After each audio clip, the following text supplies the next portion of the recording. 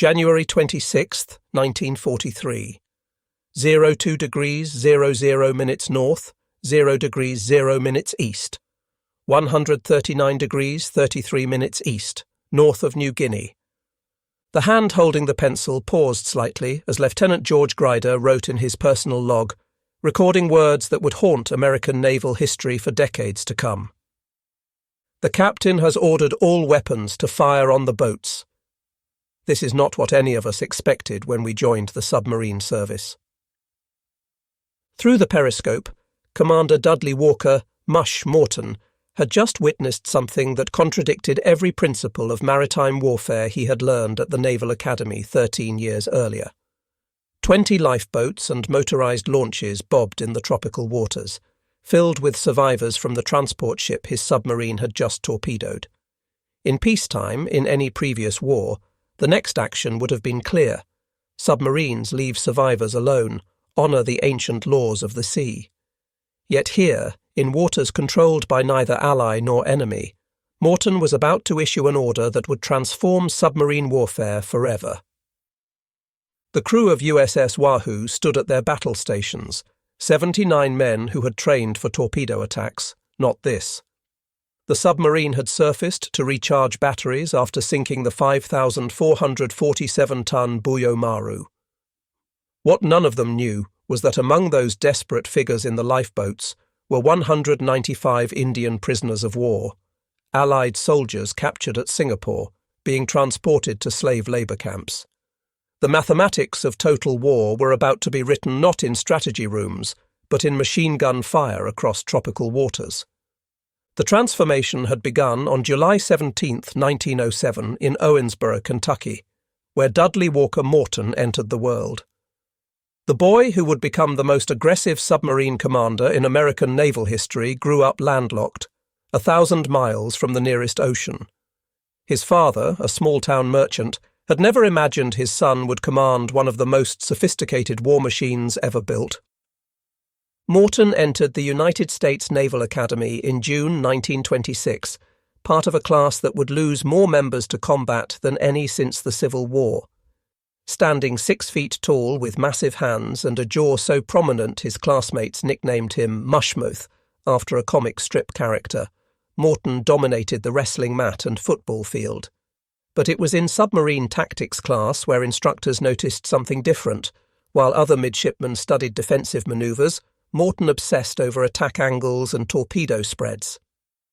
Commissioned as an ensign in June 1930, Morton initially served aboard the aircraft carrier USS Saratoga, then the heavy cruiser USS Chicago. But surface warfare felt restrictive to the aggressive young officer.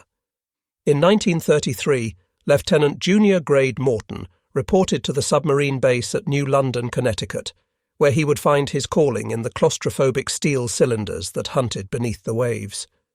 The instructors at submarine school noted Morton's unusual approach to command problems. Where doctrine emphasized caution, submarines were scouts, observers, careful hunters, Morton advocated aggression. His training officer, Commander James Fife, wrote in an evaluation, "Lieutenant Morton possesses an aggressive spirit unusual in submarine officers. This trait will serve him well in war, though it must be tempered with judgment." Morton's pre-war career took him through the Asiatic Fleet, serving on the submarine tender USS Canopus and the submarine S-37, patrolling waters around the Philippines that would later become his hunting grounds.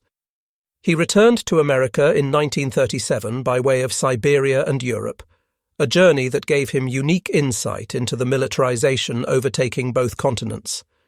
At the Philadelphia Navy Yard, he studied the new fleet submarines being constructed, larger, faster, more heavily armed than anything that had come before. By 1939, Lieutenant Morton served as executive officer aboard the destroyer USS Fairfax, learning surface combat tactics he would later use to revolutionary effect in submarines. When he took command of the submarine R5 in August 1940, Morton had already developed his philosophy of submarine warfare, posting a sign in the control room that read, "We will take the fight to the enemy." December 7, 1941, changed everything. Within hours of Pearl Harbor's bombing, Chief of Naval Operations Admiral Harold Stark issued the order that would define Pacific submarine warfare: execute unrestricted air and submarine warfare against Japan.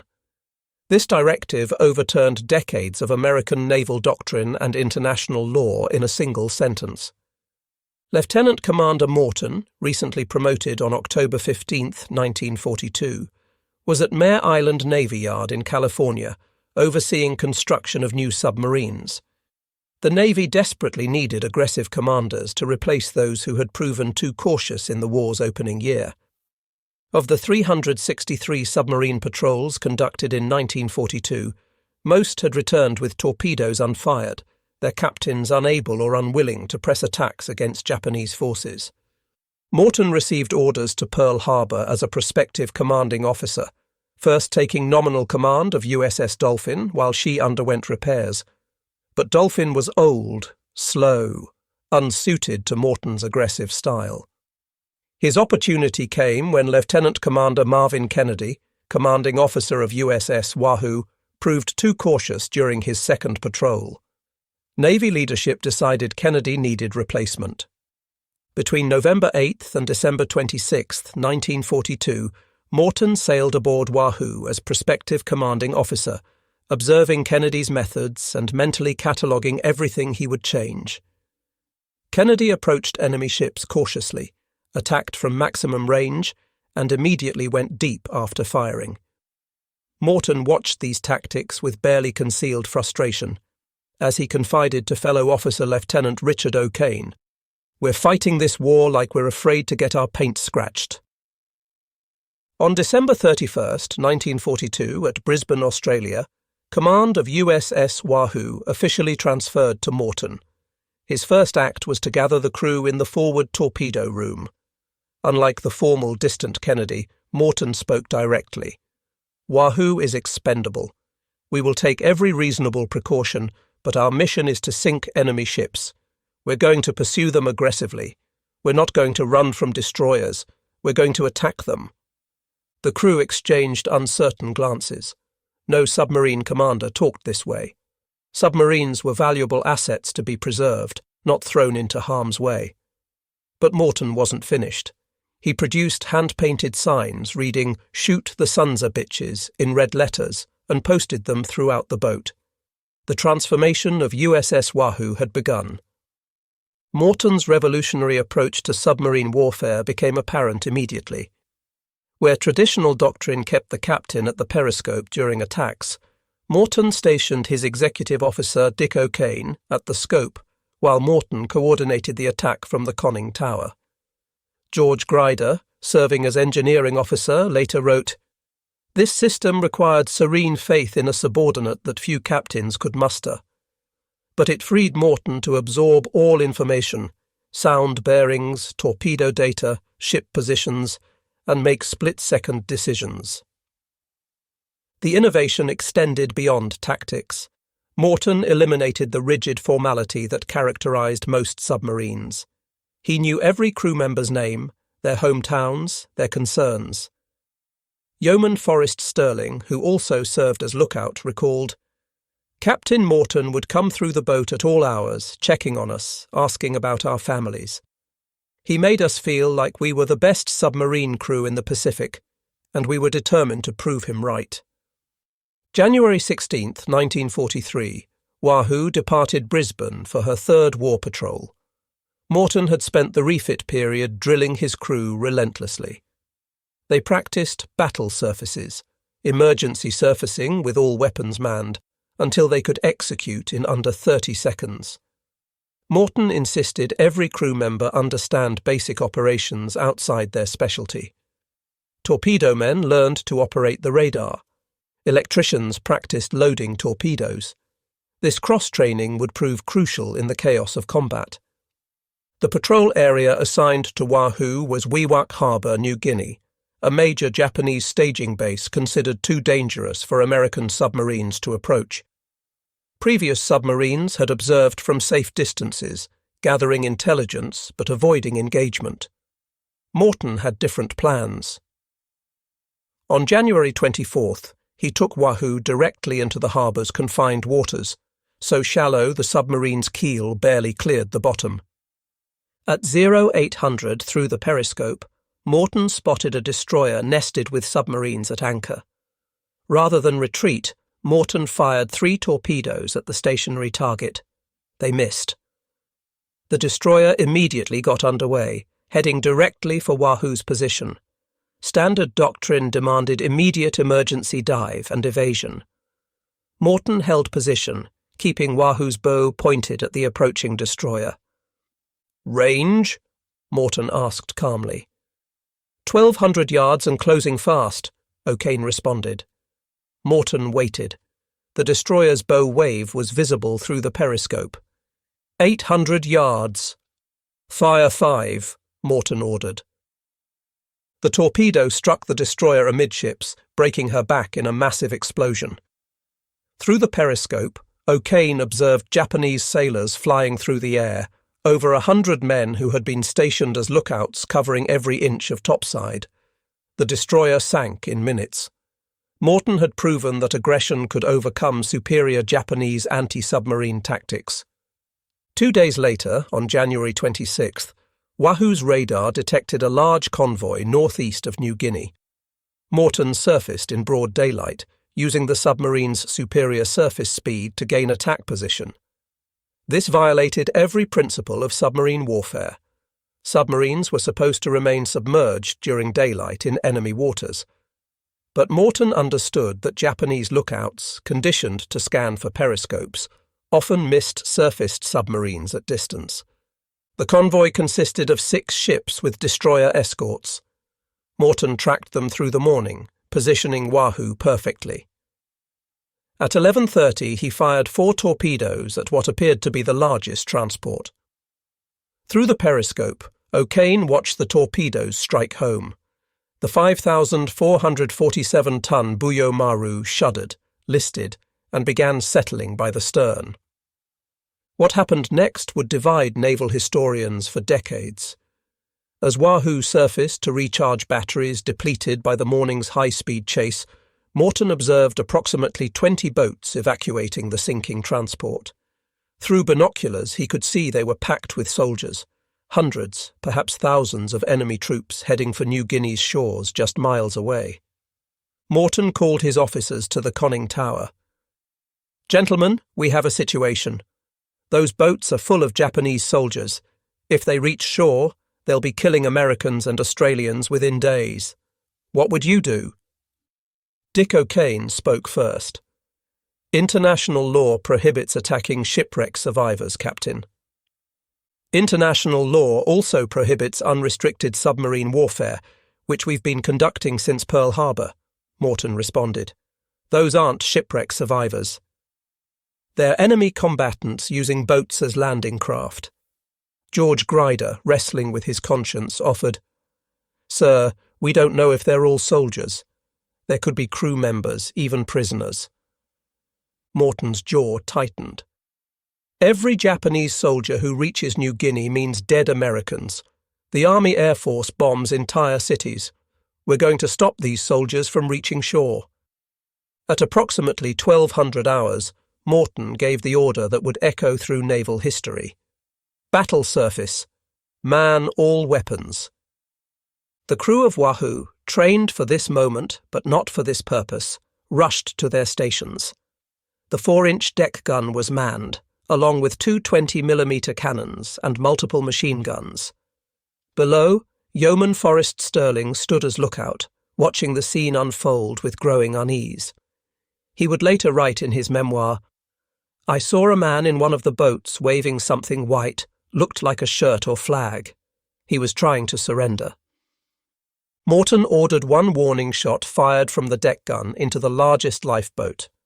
The response was immediate. Small arms fire from the boats peppered Wahoo's hull. Several bullets struck the conning tower where Morton stood.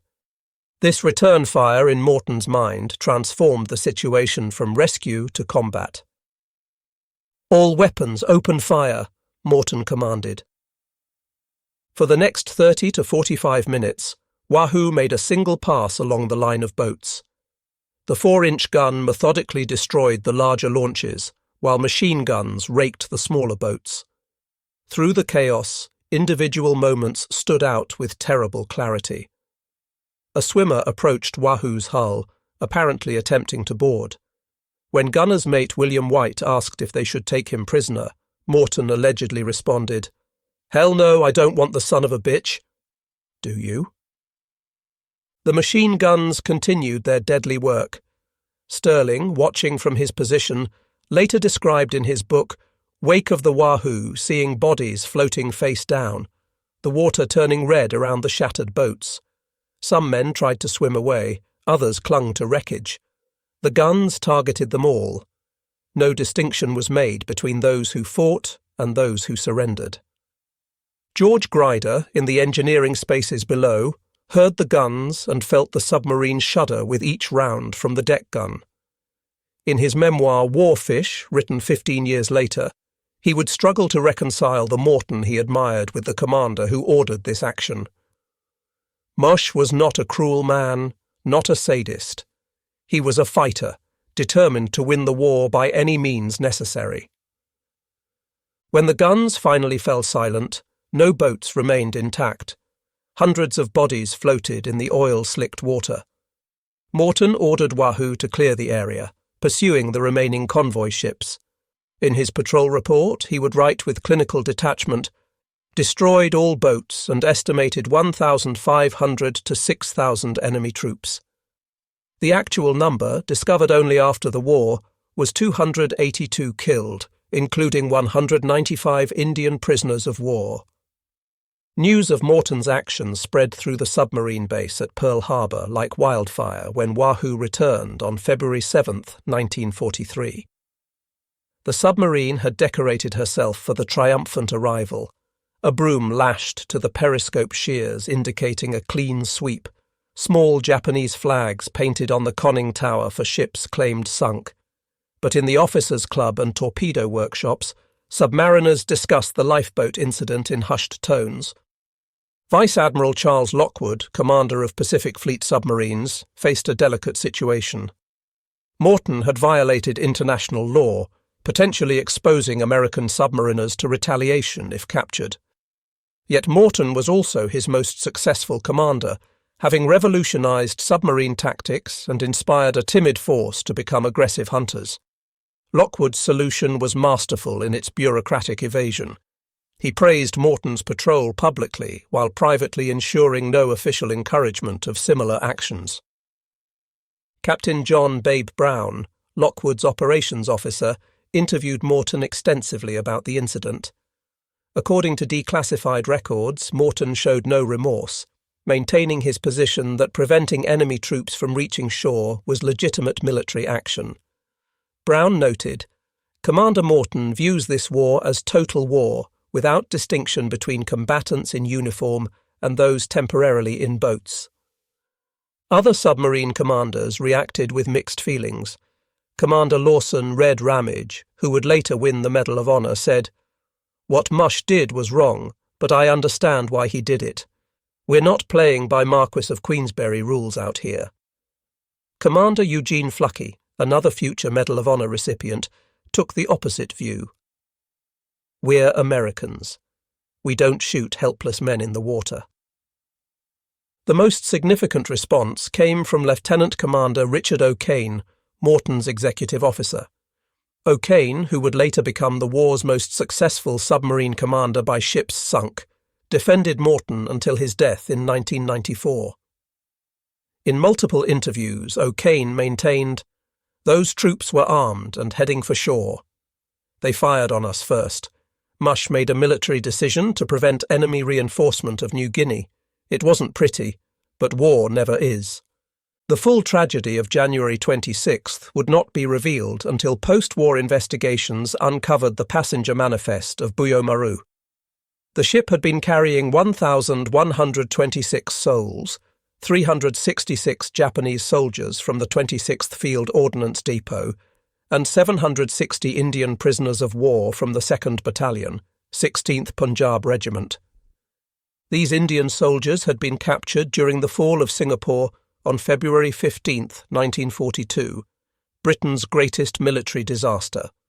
Refusing Japanese offers to join the Indian National Army and fight against the British, they were condemned to slave labour in New Guinea. The Japanese had packed them into Buyo Maru's holds without marking the ship as carrying POWs, a clear violation of Geneva Convention requirements. Private Ravi Singh, one of the few Indian survivors, provided testimony to British investigators in 1946. When the torpedo struck, Japanese guards abandoned us in the locked holds. We broke free ourselves. In the boats, we tried to signal the submarine. One man waved his white undershirt. The guards told us to stop, said the Americans would kill us all anyway. They were right. The Japanese guards had prioritized their own soldiers during evacuation. Indians who managed to reach boats were often pushed back into the water. When Wahoo's guns opened fire, the Indians were trapped between their captors and their supposed allies. Of the 195 Indian POWs who died, most were killed by American bullets, not the torpedo that sank their prison ship. Lieutenant Colonel James Wilkinson, conducting the British investigation, concluded in 1947, "The death of these Indian prisoners was a tragic consequence of Japanese refusal to mark prisoner transports and American submarine warfare practices. Commander Morton could not have known Allied prisoners were present." International law regarding submarine warfare in 1943 existed in a state of complete contradiction. The 1936 London Naval Treaty's Article 22 explicitly required submarines to ensure the safety of passengers and crew before sinking merchant vessels, stating that lifeboats are not considered a place of safety unless near land or rescue ships. The 1907 Hague Convention X demanded belligerents protect shipwrecked persons from pillage and ill treatment. Yet from the first day of war, Admiral Nimitz had ordered unrestricted submarine warfare against Japan. Every American submarine commander was technically violating international law with each ship they sank without warning. The Japanese had never ratified the 1936 London Protocol and had announced their own unrestricted submarine warfare policy. Both nations had abandoned legal restrictions in favour of military necessity. Professor James Whitman of Yale Law School, analysing these contradictions decades later, observed, "By 1943, international maritime law had effectively ceased to exist in the Pacific. Both sides operated under the principle that military necessity superseded legal restrictions. Morton's action, while extreme, occurred within this legal vacuum." The precedent for attacking survivors existed, though rarely acknowledged. German U-boats had occasionally machine-gunned survivors, most notoriously when U-852 killed survivors of the Greek steamer Pérouse in March 1944. The submarine's commander, Captain Lieutenant Heinz Wilhelm Eck, would be executed for this action after the war. Yet Admiral Karl Dönitz, who issued the Laconia order forbidding U-boats from rescuing survivors, was not convicted of war crimes at Nuremberg, partly because Admiral Nimitz testified that American submarines followed similar practices. Morton's case differed in one crucial aspect. He actively attacked survivors rather than merely abandoning them. This distinction would prove critical in post-war analysis. Captain Jasper Holmes, writing the official history of Pacific submarine operations, deliberately obscured the incident, noting only that Wahoo destroyed the lifeboats without specifying how or why. The Imperial Japanese Navy's reaction to Morton's action was swift and brutal, though they never publicly acknowledged the specific incident. Within weeks, orders circulated through Japanese submarine commands emphasizing that American submarines showed no mercy and deserved none in return. Commander Tetsunosuke Ariizumi of submarine I-8 became the Japanese Navy's most notorious perpetrator of atrocities against survivors.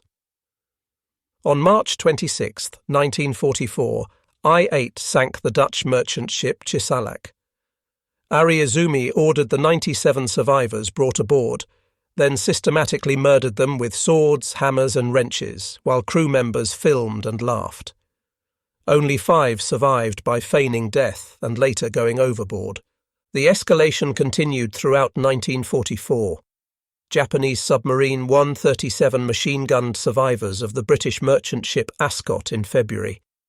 I-26 rammed lifeboats after sinking the American Liberty ship Richard Hovey in March.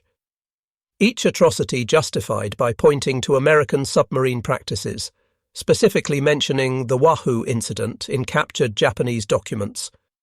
American submariners captured by the Japanese faced particularly harsh treatment. Unlike airmen or surface sailors, submarine crews were often executed immediately upon capture. Of the 374 American submariners captured during the war, only 168 survived Japanese captivity, a death rate approaching 50%. Japanese interrogators specifically asked captured submariners about attacks on survivors, using any admission to justify torture. The cycle of retaliation reached its peak with the Hell ships, unmarked Japanese transports carrying Allied POWs in horrific conditions. By war's end, 134 such ships had transported over 126,000 prisoners. American submarines, unaware of their human cargo, sank 19 of these ships, killing approximately 21,000 Allied POWs. The tragedy of Buyo Maru repeated dozens of times, each incident adding to the war's mounting atrocities.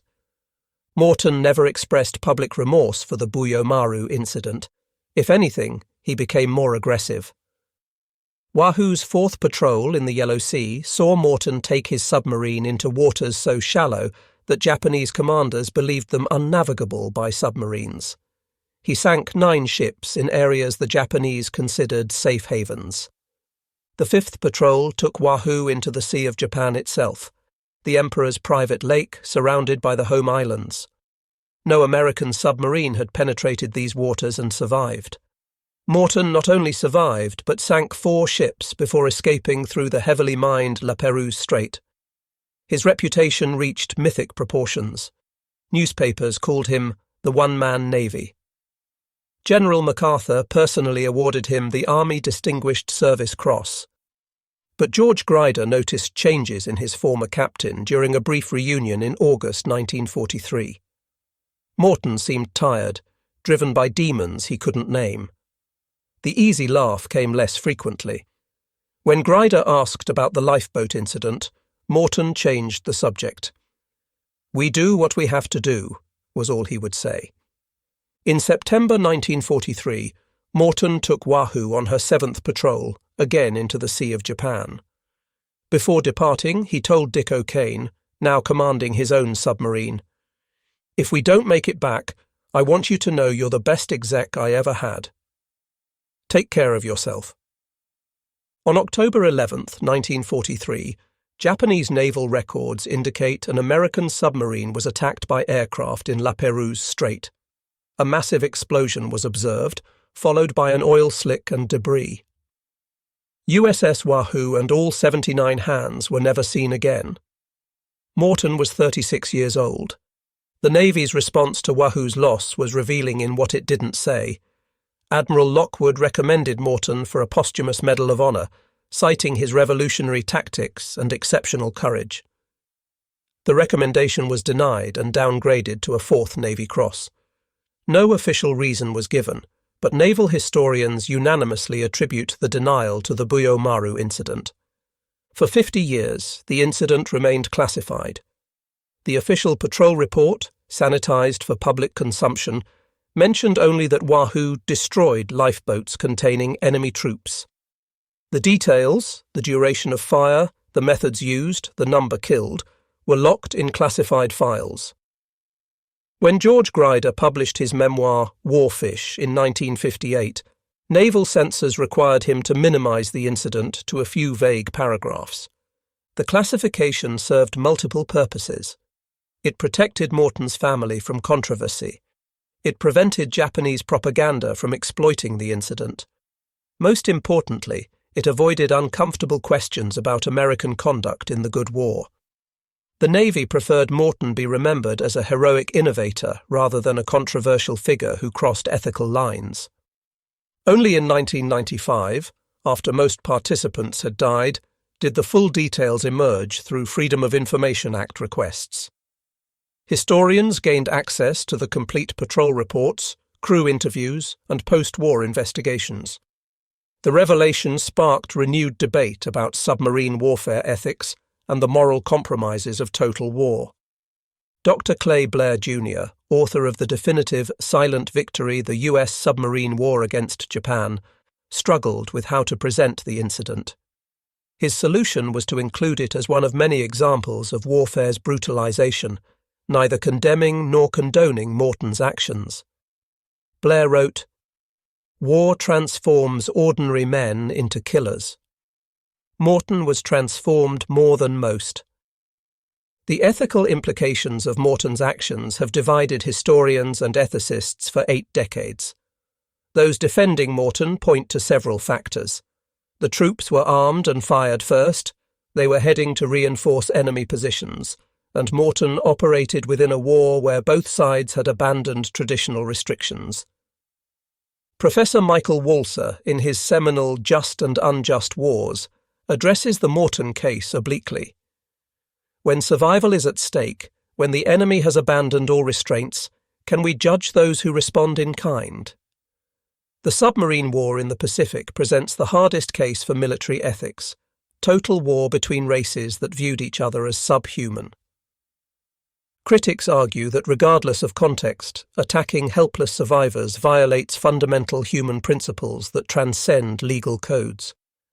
The presence of Indian POWs, even unknown to Morton, demonstrates the danger of abandoning discrimination between combatants and non-combatants.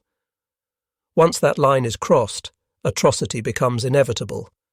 Lieutenant Colonel Dave Grossman, in his study On Killing, identifies the Morton incident as an example of moral injury, actions that soldiers take in war that violate their peacetime ethical foundations. Grossman argues that Morton's post-incident behaviour, increased aggression coupled with apparent depression, suggests deep psychological impact from crossing this moral boundary. The submarine community itself remains divided. At the U.S. Navy Submarine School, the incident is taught as part of ethics training, used to discuss the tensions between military necessity and humanitarian law. Instructors note that no clear answer exists. Each submarine commander must wrestle with these questions individually. The full human dimension of January 26, 1943, emerged only through painstaking post-war research. Japanese survivor Petty Officer Hiroaki Yamada, who spent 6 hours clinging to wreckage, provided crucial testimony in 1962. "The submarine circled us like a shark. We could see the Americans manning the guns. Some of our soldiers fired rifles, stupid gesture. The big gun destroyed boat after boat. Men jumped into the water. The machine guns found them there too." The Indian prisoners' stories proved even more tragic. Lance Corporal Ajit Khan, one of 565 Indians who survived, testified, "We thought the Americans had come to save us. In Singapore, British officers told us Americans treated prisoners well. When the shooting started, we couldn't believe it. Some men stood up, hands raised. They died standing." The Japanese had kept meticulous records of the Indian prisoners, intending to use them for propaganda if they later joined the Japanese cause. These records revealed personal details that humanized the tragedy. Among the dead, Havildar Bhagat Ram, 28, who had 3 children in Punjab; Sepoy Mohan Lal, 19, who had joined the army to escape poverty; Naik Gurdit Singh, 35, who had won commendations for bravery in the Malayan campaign. On the Japanese side, the 366 soldiers from the 26th Field Ordnance Depot were mostly conscripts, average age 22. Their commander, Major Yoshiro Tanaka, left a widow and 2 children. He was last seen trying to maintain order in the boats before Wahoo's guns opened fire. His body was never recovered. The ripple effects extended to families who never learned their loved one's fate. The Indian prisoners were listed as missing, presumed dead, with no details. Their families waited years for news that never came. Only in 1947 did the British government notify next of kin, providing minimal information to avoid diplomatic complications with the newly independent India and Pakistan. Despite the controversy, Morton's aggressive tactics transformed American submarine warfare. Before Morton, Pacific Fleet submarines had sunk an average of 0.5 ships per patrol. After Morton demonstrated what aggression could achieve, that average tripled. Submarine commanders who had been cautious became hunters. The silent service found its voice. Admiral Lockwood, writing in his classified war diary, noted, "Morton has shown our commanders what is possible. His tactics, while sometimes questionable, have revolutionized our approach. We are no longer a timid force hiding from destroyers. We are predators." The statistics bore this out. In 1942, American submarines sank 180 Japanese ships. In 1943, following Morton's example, they sank 335. By 1944, submarines were sinking ships faster than Japan could build them. The maritime nation that depended on imports for survival was being strangled by 250 American submarines operating from Pearl Harbor and Australia. Morton's specific innovations became standard doctrine. The practice of having executive officers man the periscope during attacks was adopted fleet-wide.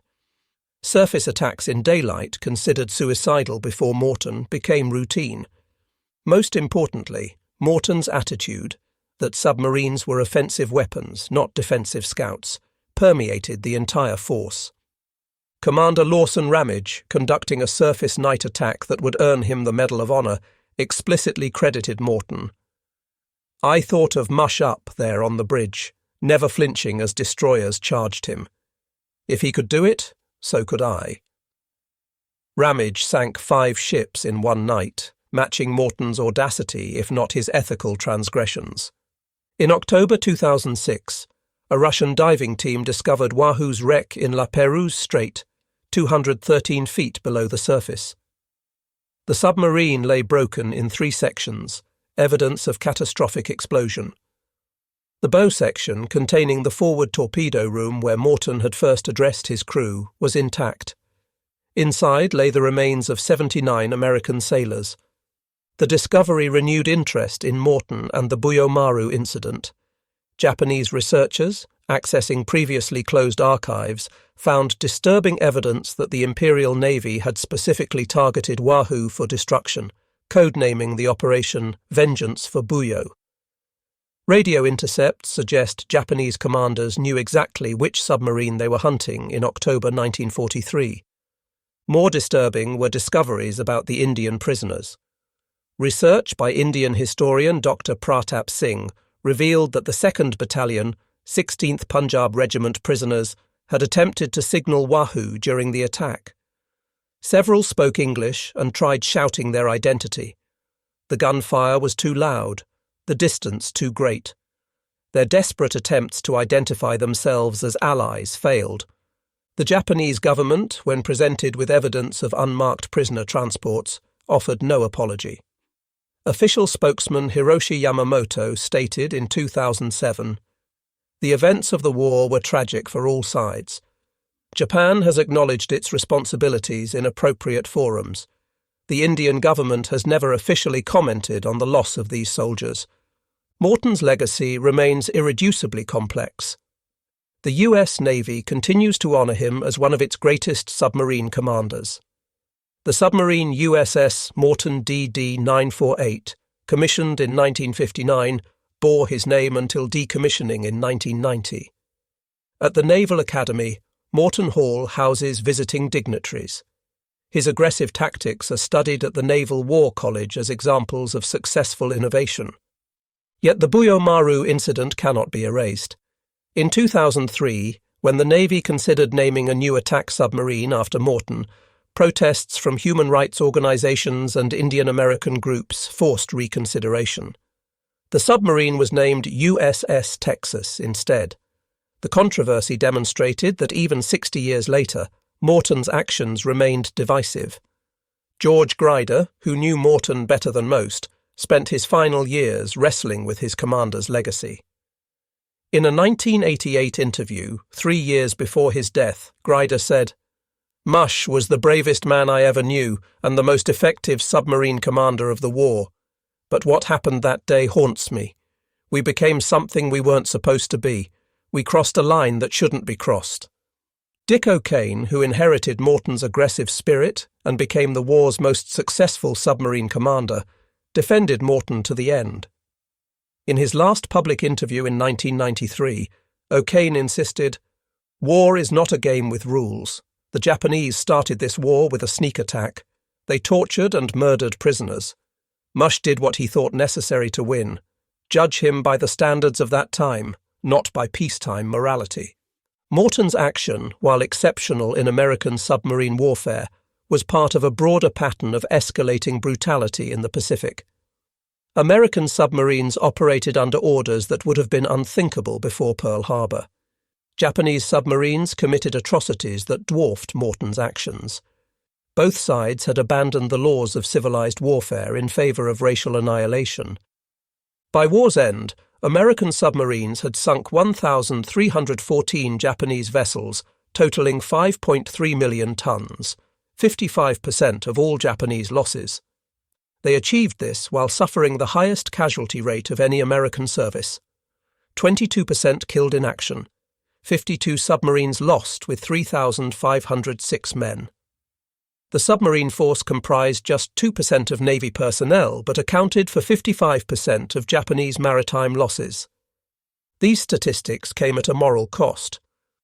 Beyond Morton's incident, American submarines routinely left survivors to drown, reasoning that rescue would compromise operational security. They attacked hospital ships suspected of carrying military supplies. They laid mines in waters used by fishing boats and civilian ferries. Total war meant total abandonment of discrimination. The Japanese submarine force operated with even fewer restrictions. Beyond documented atrocities against survivors, Japanese submarines conducted biological warfare attacks on the American mainland, though unsuccessfully. They planned, though never executed, attacks on the Panama Canal using aircraft carrying plague-infected fleas. In this context of unlimited warfare, Morton's actions seem less aberrant, though no less troubling. Contemporary military ethicists studying the Morton case reach conflicting conclusions. The U.S. Naval War College's Ethics Department uses the incident in its curriculum, presenting students with Morton's exact scenario: enemy troops in lifeboats heading for nearby shores. Responses vary dramatically based on officers' combat experience and cultural backgrounds. Captain James Campbell, teaching ethics at Annapolis, observes, "Morton represents the eternal tension between winning and maintaining moral authority. He was supremely effective at sinking ships and killing enemies. But effectiveness without ethics leads to barbarism. We study Morton to understand where the lines are and why they matter." International humanitarian law has evolved significantly since 1943. The 1949 Geneva Conventions explicitly protect shipwreck survivors, regardless of their combatant status. The 1977 additional protocols strengthen these protections, yet enforcement remains problematic in asymmetric conflicts where non-state actors operate outside legal frameworks. Modern submarine commanders face similar dilemmas with updated technology. Should an attack submarine torpedo a vessel suspected of carrying terrorists? What if civilians are aboard? The Morton precedent offers no clear answers, only the warning that actions taken in war's heat can define a legacy forever. Forrest Sterling, Wahoo's yeoman who witnessed the lifeboat attack, lived until 2002. In his memoir, Wake of the Wahoo, published in 1999, Sterling provided perhaps the most honest assessment of the incident. "I was 21 years old, standing lookout while we killed those men in the boats. I saw one trying to surrender with a white flag. I've lived with that image for 60 years. Captain Morton was a great commander who made us the best submarine in the Pacific. But what we did that day was wrong. We knew it was wrong while we were doing it. But we did it anyway because the captain ordered it and we trusted him. People ask if I hate Morton for making me part of that. I don't. He was trying to win the war the only way he knew how, by killing every enemy he could find. The real crime was the war itself, that it made good men like Morton into killers, and killers into heroes. We celebrated him for sinking ships and gave him medals for sending thousands to their deaths. Then we act surprised when he killed men in lifeboats. The truth is, submarine warfare was always about killing helpless people. Every merchant ship we torpedoed was full of sailors who never had a chance. We just didn't have to watch them die. That day with the lifeboats, we had to watch. We had to participate. That's the only difference. We saw the faces of the men we killed. The final accounting of January 26, 1943, based on post-war research. Buyo Maru's complement, 1,126 total personnel aboard. 366 Japanese soldiers from the 26th Field Ordnance Depot. 760 Indian POWs from 2nd Battalion, 16th Punjab Regiment. 195 Indian POWs killed in the attack. 87 Japanese soldiers killed. Total killed by gunfire, 282. Survivors rescued by Japanese vessels, 844. Wahoo's third patrol results, 8 ships claimed sunk, actual 4 confirmed. Tonnage claimed 32,000, actual 16,000. Ammunition expended on lifeboats 20 rounds from 4-inch deck gun, approximately 2,000 rounds of 20mm cannon, unknown thousands of machine gun rounds. Time engaged with lifeboats, 30 to 45 minutes. Distance to nearest land, 3 to 5 miles. Career statistics for Morton. Total patrols as commander, 5, Wahoo's 3rd through 7th. Ships sunk, 19 confirmed. Tonnage sunk, 55,000 tons. Days on patrol, 138. Crew lost under his command, 79. Entire complement on final patrol. The wreck of USS Wahoo lies in international waters between Japan and Russia, an iron tomb for 79 Americans who followed their commander into legend and death. No effort has been made to recover the bodies. The submarine is considered a war grave, protected by international agreement from salvage or disturbance. In 2008, a joint American-Japanese expedition placed memorial plaques at the site. The American plaque reads, "To the brave men of USS Wahoo still on patrol." The Japanese plaque memorializes all who died in the seas between our nations. Neither mentions the Indians who died on January 26, 1943, caught between empires in a war not of their making. Morton's widow, Harriet, lived until 1979, never remarrying. She kept Morton's letters but never discussed their contents. After her death, the letters were donated to the Naval Historical Centre with the stipulation they remain sealed until 2043, 100 years after Morton's death. What final thoughts Morton shared with his wife remain unknown. The last surviving Wahoo crew member from the pre-Morton patrols, motor machinist's mate Andrew Lennox, died in 2019 at age 98. He had transferred off Wahoo just weeks before the Buyo Maru incident. Asked about Morton in his final interview, Lennox said, "Mush Morton was the finest submarine commander who ever lived and the most dangerous man I ever met. Thank God I wasn't aboard for his 3rd patrol. I don't think I could have lived with what they did." The story of USS Wahoo's attack on lifeboat survivors on January 26, 1943, forces us to confront uncomfortable truths about warfare's capacity to corrupt even the most professional military forces. Morton didn't act from cruelty or sadism, but from a logical extension of total war's premises. If the enemy must be destroyed, why not destroy him when he's most vulnerable? Lieutenant Commander Dudley Walker Morton crossed a line that day in waters north of New Guinea. It was a line drawn by international law, maritime tradition, and basic humanity. He crossed it believing military necessity justified his actions. that saving American lives required killing Japanese soldiers even when they posed no immediate threat. The 195 Indian prisoners who died alongside those Japanese soldiers stand as permanent testimony to the danger of such logic. The submarine force Morton inspired would go on to strangle Japan's maritime lifelines, contributing significantly to Allied victory. His aggressive tactics revolutionized submarine warfare and inspired a generation of commanders. Yet his legacy remains forever shadowed by those 30 to 45 minutes when American naval power revealed its capacity for acts that peacetime morality unconditionally condemns.